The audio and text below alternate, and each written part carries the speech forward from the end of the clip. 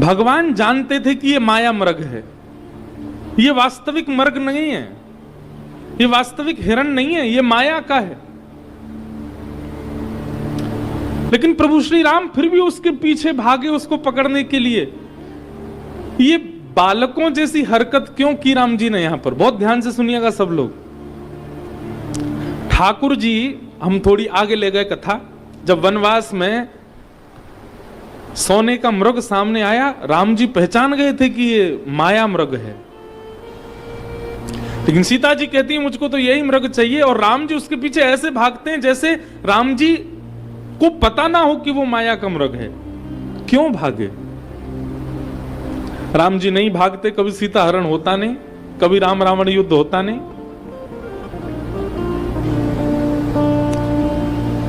बहुत सुंदर बात। जब वनवास के लिए राम जी जा रहे थे तो सबको प्रणाम कर रहे थे। दशरथ जी तो अचेत अवस्था में है, प्रणाम करके आए। कैकेयी मैया को प्रणाम किया, कौशल्या मैया को प्रणाम किया, सुमित्रा जी को प्रणाम किया, संपूर्ण नगर को प्रणाम किया, और अंत में राम, लक्ष्मण और श्री सीता जी गुरु वशिष्ठ को प्रणाम करने गए।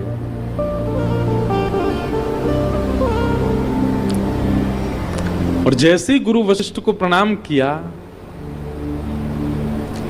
गुरु वशिष्ठ राम जी से कहते हैं कि राम भद्र, 14 वर्ष के लिए आप जा रहे हैं, हम आपसे कुछ मांगना चाहते हैं। राम जी कहते हैं भगवान आप आज्ञा करें, क्या चाहिए? बोले तुम मेरे शिष्य हो, लक्ष्मण भी मेरा शिष्य है, लेकिन सीता जी मेरी पुत्री भी हैं और शिष्या भी है। गुरु का संबंध पिता रूप में होता है। विवाह करके जब सीता जी को लेकर के आए तो जनक जी ने दशरथ जी से जो चर्चा की पता नहीं, पर मुझसे भी चर्चा की थी कि हमारी पुत्री बहुत प्रिय है, हमारी पुत्री बहुत सुकोमला है, इनका ध्यान रखिएगा। तुम्हारे जाने का बहुत कष्ट है, लेकिन सीता जी को जब मैं इस भेष में देख रहा हूं तो मैं देख ही नहीं पा रहा हूं। रामभद्र, मुझे वचन दो। राम जी बोले आज्ञा करें गुरुजी। बोले 14 वर्ष तक अगर सीता जी आपसे कुछ भी कहें, आप उस पर दूसरा विचार नहीं करोगे। ये अगर कह दें तो ऐसा, तो मतलब वैसा। पुनि विचार का योग कभी बनना नहीं चाहिए। मैं दृष्टि में नहीं रहूंगा 14 वर्ष तक, पर तुम मुझे वचन देकर के जाओगे। ये मेरी पुत्री है, मेरी शिष्या है, मेरी बहू है, 3 संबंध है मेरे। आप पुनि विचार नहीं करोगे। सीता जी अगर कुछ कह दें, आपको उसका पालन करना है। राम भद्र के नेत्र सजल हो गए, गुरु चरणों में प्रणाम किया। और आज जब यही मारीच माया मृग बन करके आया और सीता जी कहती मुझे ये चाहिए, तो राम जी को तो प्रथम दृष्टि में ही दिख गया है कि ये माया का मृग है। पर तभी गुरु वचन याद आते हैं कि गुरु जी ने कहा था कि सीता जी की बात पर कभी दोबारा विचार मत करना। कह दें ये तो ये, कह दें ऐसा तो ऐसा, कह दें यहां बैठना है तो वहां बैठना है, कह दें वहां जाना है तो जाना है। इसलिए राम जी उस माया मृग के पीछे गए, गुरु आज्ञा मान करके, गुरु चिंतन करके। रामचरित्र अद्भुत है। तो भगवान ने मारीच को मारा नहीं। ठाकुर जी जानते हैं कि आगे लीला में ये सहायक बनेगा, इसलिए उसको केवल बिना बाण के आगे के जो नुकीली वस्तु होती है उसको हटा करके केवल उसको बाण मारा, और इतनी तेज मारा कि महाराज समुद्र पार जाकर के लंका में गिरा मारीच। पावक सर सुबाहु पुनि मारा, अनुज निशाचर कटकु सधारा।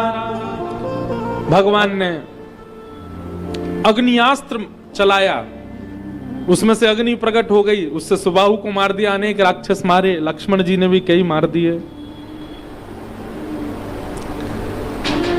कुछ दिन ब्राह्मण और वेदज्ञों के बीच में राम जी रहे, और राम जी धनुष बाण अपने कंधे पर डाल करके विश्वामित्र जी से कहते हैं आप यज्ञ कीजिए, बिल्कुल निश्चिंत होकर के गुरु जी यज्ञ कीजिए, मैं और लक्ष्मण खड़े हैं, कोई बाल बांका भी नहीं कर पाएगा, आपका यज्ञ पूर्ण होगा। ब्राह्मणों से वेद सुनते हैं, पुराण सुनते हैं, गुरुदेव की सुंदर रक्षा करते हैं। धनुष यज्ञ सुनि रघुकुल नाथा, धनुष यज्ञ सुनि रघुकुल नाथा, धनुष यज्ञ सुनि रघुकुल नाथा, धनुष यज्ञ सुनि रघुकुल नाथा, हर्ष चले मुनिवर के साथा, हर्ष चले मुनिवर के साथा, हर्ष चले मुनिवर के साथा, हर्ष चले मुनिवर के साथा, धनुष यज्ञ सुनि रघुकुल नाथा, धनुष यज्ञ सुनि रघुकुल नाथा। धनुर्यज्ञ की बात सुनकर के राम भद्र लक्ष्मण जी चल पड़े गुरुदेव के साथ में। चलते चलते तभी मार्ग में एक आश्रम दिखाई दिया। कैसा आश्रम है? आश्रम एक देख मगमाही, आश्रम एक मगमाही, खग मृग जीव जंतु तह नाही,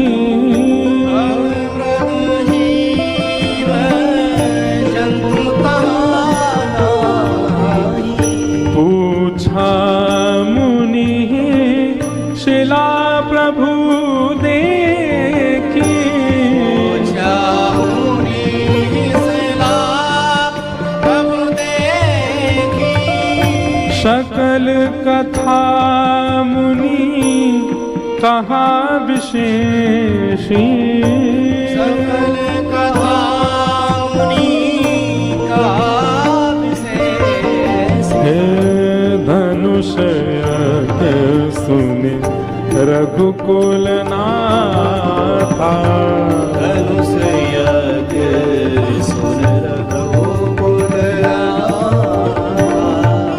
हर्ष चले मुनिवर के साथा, हर्ष चले मुनिवर के साथा, धनुष यज्ञ सुनि रघुकुल नाथा, धनुष यज्ञ सुनि रघुकुल नाथा। राम जी विश्वामित्र जी के साथ जा रहे हैं, तभी एक आश्रम दिखाई दिया। रूप से तो वो आश्रम लग रहा था, परंतु व्यवस्था से आश्रम जैसी भावना उत्पन्न नहीं हो रही थी। कैसे? खग मृग जीव जंतु तह नाही। आश्रम की शोभा है कि आश्रम पर कभी कभी गैया हो, पशु पक्षी हो, थोड़े थोड़े आदि ऐसे भ्रमर डोल रहे हो, तितलियां उड़ रही हो, ऐसे बाग बगीचे पुराने घरों के लोग बाहर रखते थे। आजकल तो फ्लैट में रहते हैं, अब कहां से आमे ऐसे। राम जी भी हमारे घरों को देख करके ऐसी भावना ही रखते होंगे। ये कैसे घर है? यहाँ पे तुलसी के पौधे तो है नहीं, यहाँ पे द्वार पे गैया तो बंधी नहीं है, यहाँ पे एक भी पौधा तो लगा नहीं है, पुष्प तो है नहीं, ये कैसे घर है? बंबई दिल्ली में रहने वाले लोग उनके घरों को देख के राम जी यही कहते होंगे। क्योंकि घरों की शोभा तो तुलसी हो, वहां पर पौधे हो, थोड़ी तितलियां घूम रही हो, भौरे पुष्पों पर बैठे हो, तब शोभा बढ़ती है घर की। घर का प्रारंभ प्रवेश ऐसा ही होना चाहिए, भले एक तुलसी होनी चाहिए। राम जी बोले गुरुदेव ये आश्रम तो है, परंतु ये आश्रम बड़ा विचित्र सा लग रहा है, यहाँ पर कोई जीव जंतु नहीं दिख रहे, कोई बढ़िया फुलवारी नहीं है, कोई ऐसा लग रहा है कि पहले कभी यहाँ लोग रहते होंगे, अब कोई रहता नहीं। और तभी मार्ग में एक बड़ी सी शिला रखी है, ये शिला कैसी विचित्र और बीच मार्ग में है। तब विश्वामित्र गुरु ने पूरी कथा बताई और कहा गौतम नारी श्राप बस उपल देह धरि धीर, चरण कमल रज चाहती, कृपा करहु रघुबीर। सबको कथा तो पता ही है, विदित कथा है। गौतम ऋषि, उनकी नारी है ये अहिल्या, इससे एक अपराध बना था। क्या अपराध? बहुत सुंदरी थी, इसका रूप बहुत सुंदर था, पातिव व्रत में रहती थी।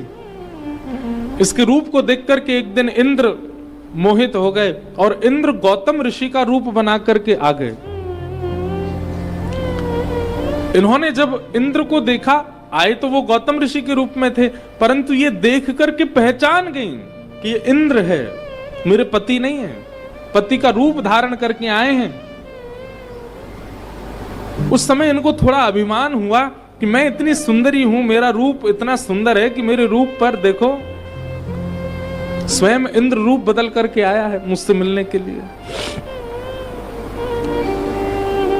और तभी वहां गौतम ऋषि का आगमन हो गया। गौतम ऋषि ने आकर के देखा कि इंद्र रूप बदल करके खड़ा है और गौतम नारी उनसे चर्चा कर रही हैं। अब ऋषि तो ऋषि हैं, वो देखते ही पहचान गए, बोले कि ये जानती थी, सबसे पहले तो इसका अपराध किए, मेरा रूप धारण करके आया, इसको तो दंड देंगे ही, परंतु ये तो जानती थी, ये जानती थी कि ये मैं नहीं हूं, ये इंद्र रूप धारण करके आया है, फिर भी उससे चर्चा कर रही है। इंद्र को तो श्रापित कर ही दिया, पत्नी को भी श्राप दे दिया। तुमने जानबूझ करके, जानते हुए भी कि ये मैं नहीं हूं, उससे संवाद किया, जाओ शिला का रूप धारण कर लो। तब से वो शिला रूप में ही हैं। राघव जी, अगर आपकी चरण रज प्राप्त हो जाए तो ये मुक्त हो जाएंगी अपने इस अपराध से। राम जी तो इतने संकोच में आ गए, गुरु जी आप कैसी बात कर रहे हैं, हम तो कुमार बालक हैं, हम कैसे अपनी चरण रज पधरा दें। और गौतम ऋषि तो बड़े श्रेष्ठ ऋषि हुए, उनकी पत्नी भी श्रेष्ठा रही होंगी, हम तो अभी कुमार बालक हैं, हम कैसे अपनी चरण रज पधरा दें।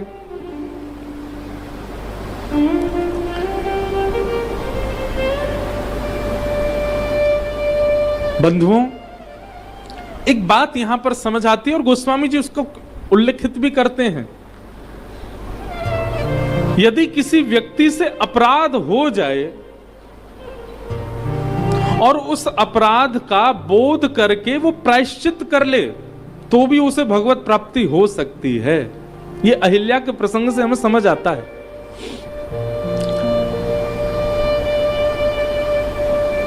हम लोग अपराध करते हैं, ये एक बात है, पर अपराध को अस्वीकार कर देते हैं, ये बहुत बड़ी बात है।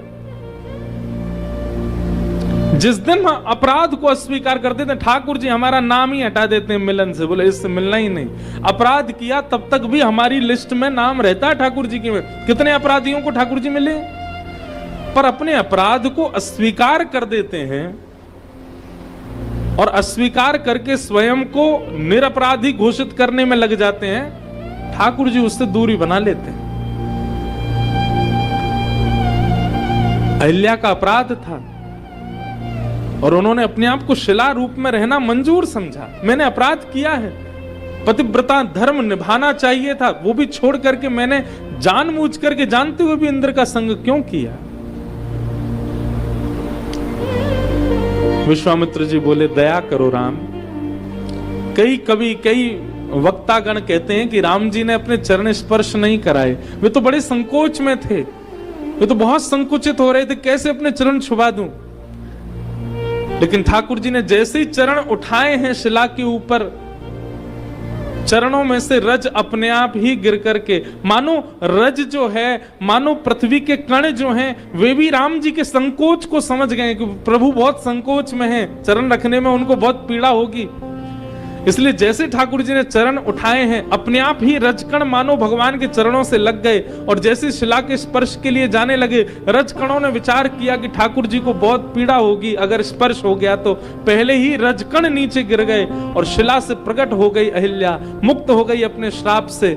जैसे ही मुक्त हुई है, शिला के रूप में से बाहर पधारी हैं, तुरंत अहिल्या ने अपना सिर बाहर किया, ठाकुर जी के चरण स्पर्श हो गए और अहिल्या का उद्धार हो गया। परशत पद पावन शोक नशावन, प्रगट भई तप पुज सही,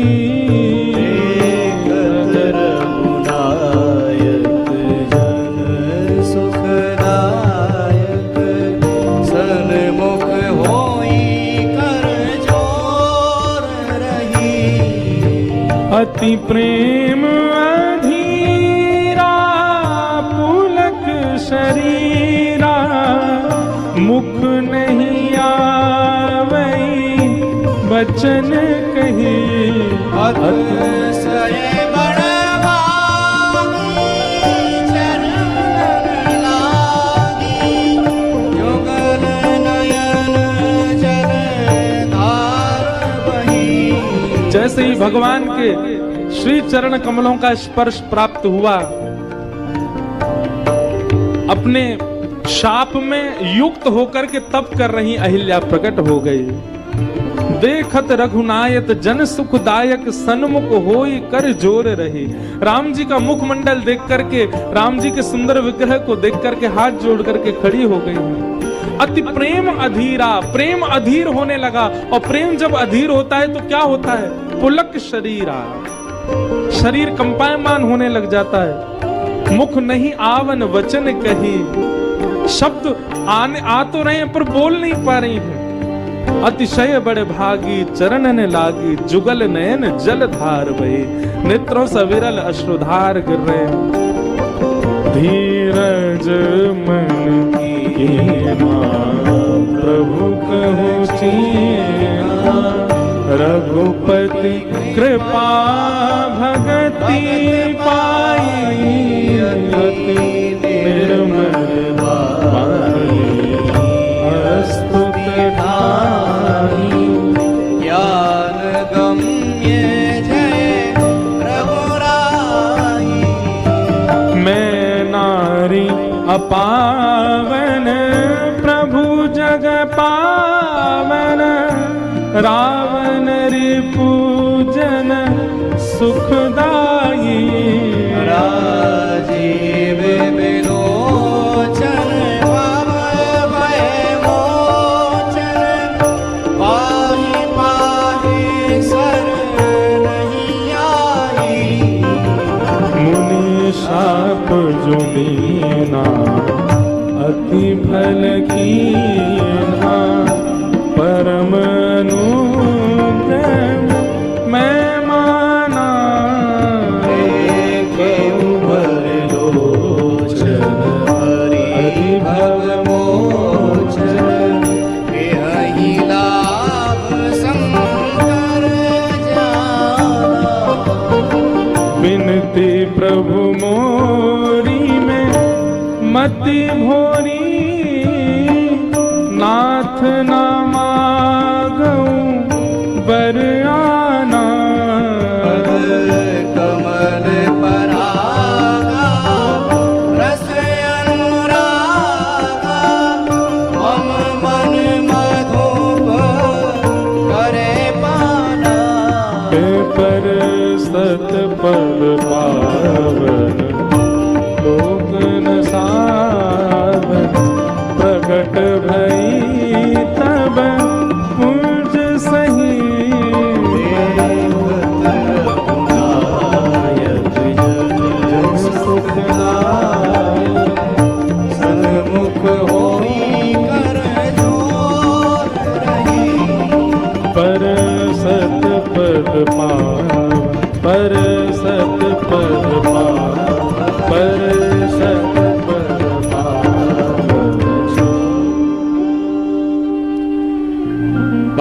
के चरणों का स्पर्श पाते ही अहिल्या का उद्धार हुआ। आज मुनि के द्वारा दिए गए श्राप को भलाई मान रहे हैं। भगवत प्राप्ति जिस दिन जीवन को होने लग जाती है, उस दिन क्रोधापि देवेन वरेण तुल्यम, बड़े लोगों का क्रोध वरदान के जैसा लगने लग जाता है। भगवत प्राप्ति जब तक नहीं होती तब तक मातु पितु वाणी दूषित ही लगती है। अब आप देखो प्रहलाद जी को, प्रहलाद जी के साथ उनके पिता ने क्या नहीं किया, लेकिन प्रहलाद ने कभी भी अपने पिता के प्रति दुर्भाव नहीं रखा। ये इस बात का प्रमाण है कि भगवत प्राप्ति चित्त में हो रही होगी तो पिता माता या बड़े लोग किसी भी स्थिति में चले जाएं, आप उनके प्रति दुर्भाव और दुर्विचार ला ही नहीं सकते। और कहीं ना कहीं आप घूम रहे हो चारों धामों में, घूम रहे हो कथाओं में, लेकिन माता पिता गुरु की वाणी कहीं ना कहीं आपको कसैली लगती है, कहीं ना कहीं उनके वचन आपको कटु लगते हैं। उनके प्रति आपका ये भाव आता है कि ऐसा क्यों बोलते हैं, ये गलत है, हम इनसे श्रेष्ठ हैं। घूमते रहो धामों में, कुछ नहीं होने वाला, ठाकुर जी कृपा नहीं करेंगे।